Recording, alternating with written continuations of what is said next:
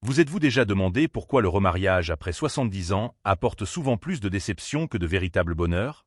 Pour ceux qui ont franchi ce cap et envisagent de refonder une famille, les informations qui suivent pourraient être parmi les plus importantes qu'ils recevront. À première vue, un nouveau mariage peut apparaître comme une seconde chance de retrouver plénitude et joie. Mais que se passerait-il si on l'envisageait comme une source potentielle de stress, de perte et de profonds regrets pour de nombreuses personnes âgées? La réalité est qu'après 70 ans, les risques liés au remariage changent radicalement. Ce qui était perçu comme un signe d'amour et d'attachement peut rapidement se transformer en chaos financier, en bouleversements émotionnels, voire en complications juridiques sérieuses. Il n'y a ici aucune place pour le négativisme ou le cynisme. Il s'agit de faire preuve de sagesse, de se préparer minutieusement et de protéger le mode de vie que vous avez si durement bâti. Peut-être subissez-vous une pression extérieure, ou ressentez-vous simplement de la solitude et espérez-vous sincèrement trouver une compagnie.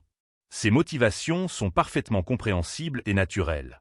Cependant, avant de vous engager à nouveau, il est crucial de prendre conscience de certaines vérités. Ce sont celles que trop de personnes âgées ne découvrent que lorsqu'il est déjà trop tard pour changer quoi que ce soit. Le but de ces informations n'est pas d'inspirer la peur, mais de vous aider à prendre la décision la plus éclairée et la plus réfléchie concernant votre avenir. Si la question de la pertinence d'un remariage à un âge avancé vous a déjà traversé l'esprit, il est essentiel de prêter attention à ce qui suit, car la dernière des raisons présentées pourrait complètement bouleverser votre perception de l'amour, de la confiance et de l'indépendance après 70 ans. 1. Vulnérabilité financière. Initialement, l'amour à 70 ans est perçu comme une véritable bénédiction. Une personne avec qui converser, partager un repas, savourer des moments paisibles. Cependant, de nombreuses personnes âgées ne réalisent pas qu'un remariage à cet âge peut détruire leur stabilité financière bien plus vite qu'elles ne l'auraient imaginé. Des décennies d'épargne, de retraite, de constitution de patrimoine et d'aménagement de leur foyer, et une seule signature, un seul pas vers l'autel, peuvent mettre tout cela en péril. La raison ne réside pas dans les mauvaises intentions du nouveau conjoint, mais dans le fait que le mariage lie légalement les actifs. Si le nouveau conjoint a des dettes, des factures médicales impayées, ou même des enfants d'un précédent mariage avec certaines attentes financières, vous vous retrouvez soudainement impliqué dans leur monde financier, que vous le vouliez ou non. Beaucoup de personnes âgées se remarient en croyant à tort pouvoir garder leurs finances complètement séparées. Cependant, le système juridique ne fonctionne pas toujours ainsi. Après un remariage, le droit à certaines pensions, aux prestations de survivants ou à la participation à des programmes d'assurance maladie peut être perdu. On connaît des cas où une femme a perdu les prestations de sécurité sociale de son défunt mari après s'être remariée, ce qui a entraîné une réduction significative de son revenu mensuel, à laquelle elle ne s'attendait absolument pas. Elle n'a même pas réalisé que cela se produirait avant que les chèques ne cessent d'arriver. Vient ensuite la question de l'héritage. Vous avez peut-être des enfants adultes ou même des petits-enfants à qui vous aviez prévu de laisser une partie de vos biens. Cependant, un remariage sans planification juridique adéquate peut rediriger ses actifs vers le nouveau conjoint ou sa famille. Et même si vous avez une confiance totale en votre nouveau partenaire, les relations peuvent changer, les familles entrent souvent en conflit, les promesses sont rompues, et avant que vous ne vous en rendiez compte, votre héritage vous échappe. Les conséquences psychologiques d'une telle perte financière sont très graves. Les personnes âgées qui se sentent financièrement vulnérables éprouvent souvent un sentiment d'impuissance, d'anxiété et même de honte. Elles peuvent éviter de discuter de leur situation avec leurs enfants par gêne ou, pire encore, tenter de dissimuler complètement le problème. L'indépendance qu'elles ont si durement préservée commence à s'effondrer, et le mariage, qui devait apporter de la joie, se transforme en un rappel quotidien de ce qui a été perdu. Prenons l'exemple d'Hélène. Elle avait 74 ans lorsqu'elle a épousé un homme bienveillant rencontré dans un groupe religieux. Tous deux étaient veufs et ont trouvé du réconfort l'un dans l'autre. Cependant, Hélène ignorait que son nouveau mari avait des dettes médicales impayées et aucune économie. En 2 ans, Hélène a été contrainte d'utiliser son fonds de pension personnelle pour soutenir la situation financière de son nouveau conjoint, ce qui a causé une profonde déception et un sentiment de vide chez ses enfants. Lorsqu'ils ont appris que leur mère avait modifié son testament sous la pression, ce qui avait commencé comme un sentiment sincère d'amour s'est transformé en une panique financière silencieuse mais dévorante. Lorsque vous avez plus de 70 ans, la stabilité financière n'est plus seulement une question d'argent. Elle est synonyme de tranquillité d'esprit, de préservation de la dignité et de capacité à vivre selon vos propres termes. Le remariage peut certes offrir un confort émotionnel et un soutien, mais ses conséquences financières peuvent être véritablement accablantes. Si vous êtes arrivé à ce stade de votre vie avec un toit au-dessus de votre tête, de la nourriture dans votre réfrigérateur et un plan clair pour l'avenir, prenez une grande inspiration avant de vous engager à nouveau. Votre cœur peut dire oui, mais il est crucial de vous assurer que votre portefeuille ne dit pas « s'il vous plaît », non. 2. Surcharge de responsabilités liées à la santé. En vous remariant après 70 ans, vous ne partagez pas seulement votre cœur. Vous assumez également, que vous en soyez conscient ou non, une part significative des soins de santé de l'autre personne. À ce stade de la vie, la santé n'est plus un sujet secondaire, elle occupe une place centrale dans le quotidien. Vous avez probablement déjà pris soin d'autres personnes tout au long de votre vie. Vos enfants, votre conjoint, peut-être même vos parents vieillissants. Maintenant que vous êtes enfin prêt à vous reposer et à vous concentrer sur votre propre bien-être, un remariage peut vous ramener en mode aidant. Soyons honnêtes, à 70 ans, la plupart d'entre nous doivent déjà jongler avec leurs propres rendez-vous médicaux, la prise régulière de médicaments et les ajustements alimentaires. Vous avez peut-être de l'arthrite au genou, de l'hypertension artérielle ou vous gérez un diabète. Ces aspects ne sont pas anodins et ils demandent une énergie considérable. Lorsque vous intégrez une autre personne dans votre quotidien, qui pourrait avoir des besoins médicaux encore plus complexes, vous devenez soudainement responsable non seulement de vous-même, mais aussi d'elle. Cela signifie plus de visites chez le médecin, plus de médicaments à surveiller et plus de travail émotionnel. Cela peut commencer discrètement. Peut-être que votre nouveau conjoint oublie parfois de prendre ses pilules. Peut-être a-t-il besoin d'une petite aide pour se lever du lit.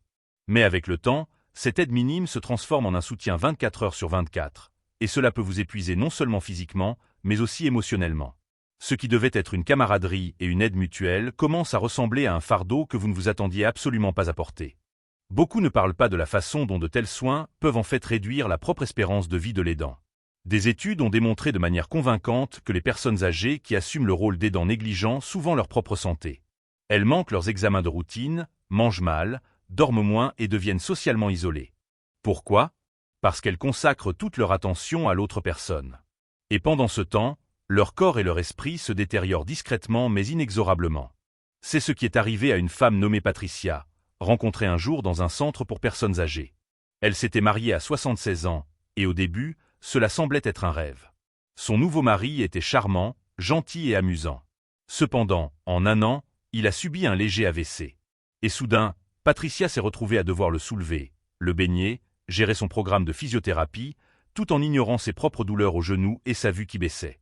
Au moment où elle a demandé de l'aide, elle était complètement épuisée, déprimée et au bord de la crise de nerfs. Son esprit s'est éteint non pas à cause de l'amour, mais à cause d'attentes non exprimées et d'un fardeau insupportable. Et voici la dure vérité. Aussi fort que nous voulions être là pour quelqu'un, nous ne pouvons pas puiser dans une tasse vide. À ce stade de la vie, votre énergie est sacrée. Elle doit être préservée et utilisée judicieusement. Le remariage peut sembler une invitation au bonheur, mais sans limite clairement établie, il peut devenir insidieusement une responsabilité de santé à long terme à laquelle vous n'aviez pas initialement souscrit. Alors, avant de dire « oui » à nouveau, demandez-vous, suis-je prêt et capable d'assumer les besoins médicaux d'une autre personne aujourd'hui, demain et chaque jour après? Si vous avez la moindre hésitation, écoutez-la. Votre bien-être est aussi important que celui de n'importe qui d'autre. En fait, il est peut-être plus important que jamais. 3. Complexities juridiques. L'un des dangers les plus sous-estimés du remariage après 70 ans ne réside pas dans le domaine émotionnel, mais juridique. De nombreuses personnes âgées ne réalisent pas qu'un nouveau mariage à un âge avancé peut créer un réseau complexe de complications financières et légales, avec des conséquences à long terme non seulement pour elles-mêmes, mais aussi pour leurs enfants et même leurs petits-enfants. Commençons par l'héritage. Vous avez peut-être passé toute votre vie à bâtir votre patrimoine. Une modeste maison, des économies de retraite, un compte d'épargne, peut-être même quelques reliques sentimentales de grande valeur. Vous avez probablement déjà une liste d'héritiers, un testament rédigé, et tout est minutieusement planifié. Mais au moment où vous vous remariez, tout ce système soigneusement élaboré peut changer radicalement. Dans de nombreux États, le nouveau conjoint a des droits légaux sur une part significative des biens, même si le testament stipule le contraire. Cela signifie que les enfants peuvent recevoir une part moindre ou, pire encore, se retrouver impliqués dans des litiges longs et épuisants après le décès du parent. Et cela ne se limite pas aux questions d'héritage. Le remariage peut également avoir un impact significatif sur les prestations de sécurité sociale, surtout si vous recevez des prestations de survivants de votre conjoint décédé. De nombreuses femmes, mariées pendant des décennies à leur premier mari, ont un droit légal à des prestations de survivants qui peuvent assurer un revenu stable et fiable. Cependant, un remariage, même contracté uniquement pour la compagnie à un âge avancé, peut entraîner une réduction ou un arrêt complet de ses paiements. Cela signifie que l'argent sur lequel vous comptiez peut-être pour assurer votre vie disparaît soudainement à cause d'un nouveau certificat de mariage. Viennent ensuite les questions concernant les décisions médicales et la procuration. S'il vous arrive quelque chose, un accident, une maladie soudaine, une hospitalisation d'urgence, votre nouveau conjoint peut automatiquement devenir votre représentant légal, habilité à prendre des décisions. Même si vos enfants adultes sont mieux informés de vos souhaits ou plus préparés à de telles situations, ils peuvent être légalement exclus du processus décisionnel. Et si les relations entre vos enfants et votre nouveau partenaire sont tendues, les conséquences peuvent être véritablement déchirantes. Carole, 81 ans, s'est retrouvée au cœur d'un tel cauchemar. Elle avait épousé un homme rencontré à l'église, pensant qu'ils seraient simplement des compagnons pour leurs vieux jours. Cependant, lorsqu'elle est tombée malade, son nouveau mari a obtenu le droit légal de prendre les décisions médicales. Des décisions avec lesquelles sa fille était catégoriquement en désaccord. Finalement, elles se sont retrouvées au tribunal, se battant non seulement pour les décisions médicales, mais aussi pour savoir qui hériterait de la maison que Carole avait l'intention de léguer à ses petits-enfants. Carole a un jour dit amèrement « Je pensais trouver du réconfort dans mes dernières années, mais j'ai créé un désordre que je n'ai jamais voulu. » Beaucoup de femmes âgées, surtout celles qui ont travaillé dur pour construire une vie sûre et stable, ne veulent pas penser aux aspects juridiques quand il s'agit d'amour ou de solitude. Mais c'est précisément dans de tels moments qu'une pensée claire et rationnelle devient la plus importante. Le remariage n'est pas seulement un choix personnel. C'est un contrat juridique avec des conséquences profondes. À ce stade de la vie, la clarté est votre meilleur ami. Il n'est pas dénué de romantisme de poser des questions difficiles. C'est une preuve de sagesse et d'amour, non seulement envers vous-même, mais aussi envers la famille qui a été à vos côtés pendant des décennies.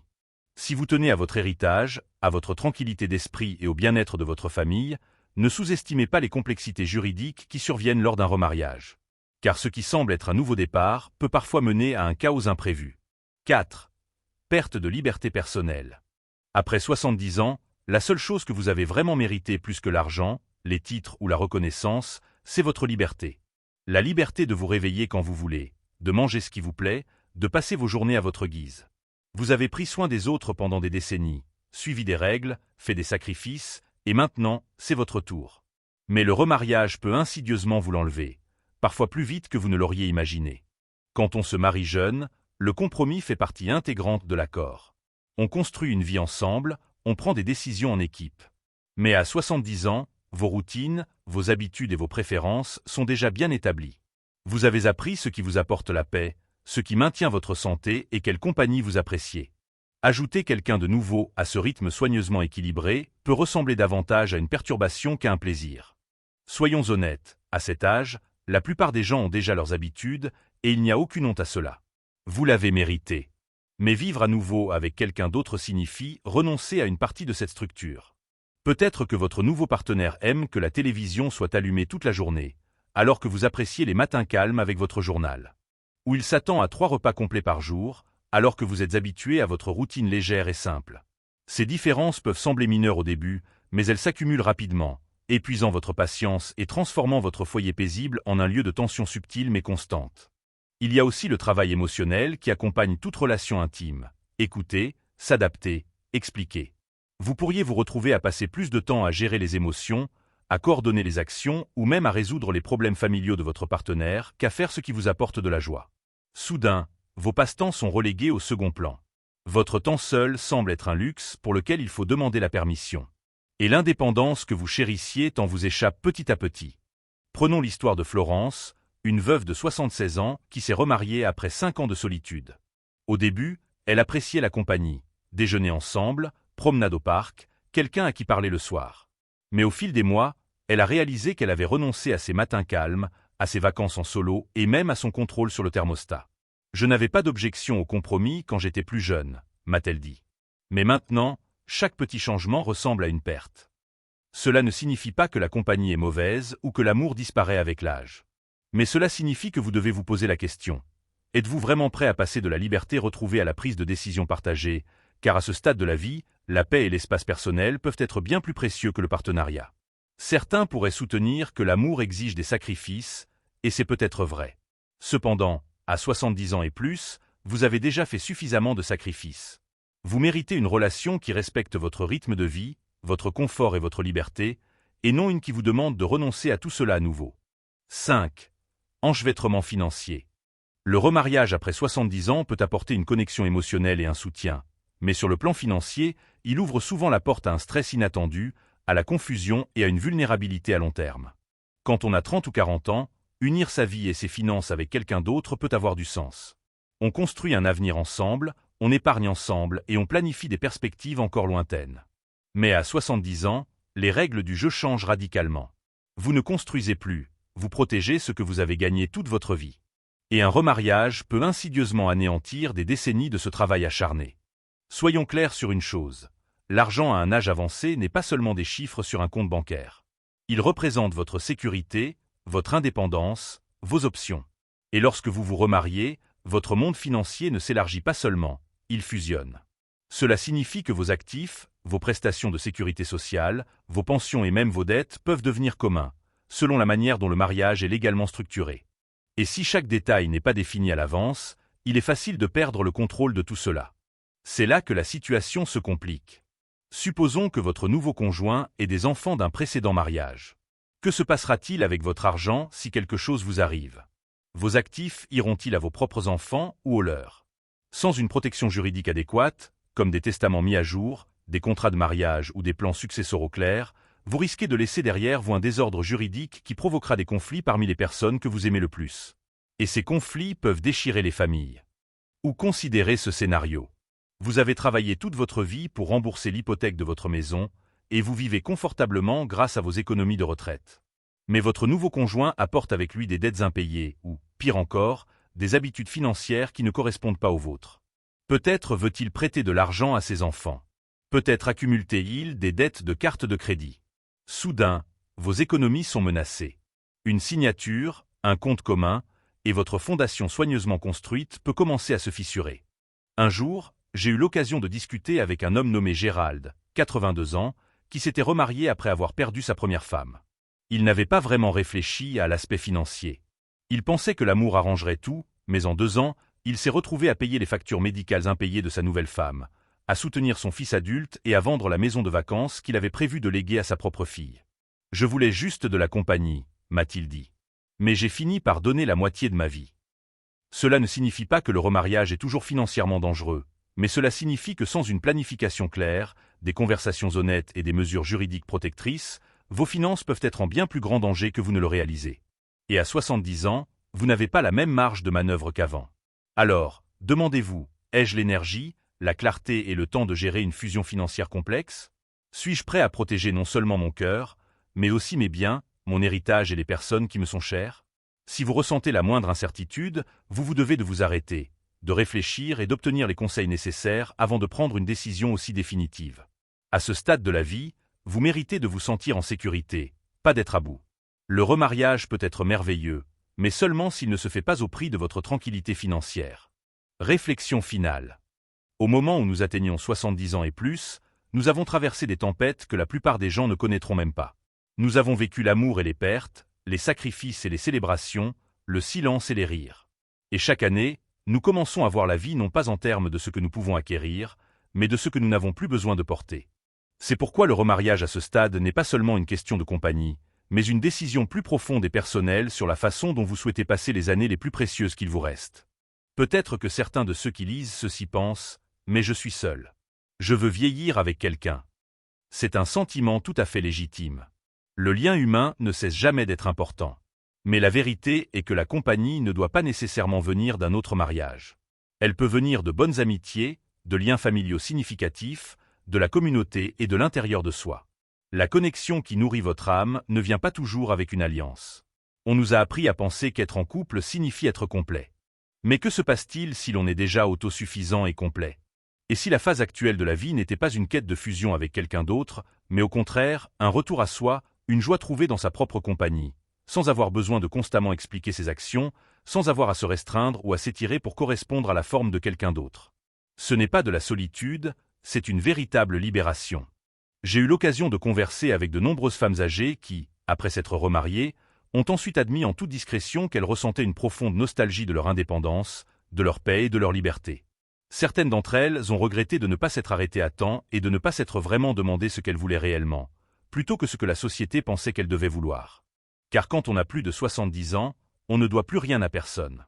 On n'a pas besoin de prouver sa valeur ou son importance à travers un partenariat. On l'a déjà prouvé par sa longévité, son expérience accumulée et sa sagesse. Alors, avant de dire oui à nouveau, Prenez un instant pour réaliser « je le mérite ». Vous méritez la légèreté d'être, la vraie joie et la paix de l'esprit dans la vie que vous souhaitez mener. Le remariage peut apporter cela, ou non. L'important est que le choix soit dicté par un sentiment de dignité et de respect de soi, et non par une indécision ou une insécurité intérieure.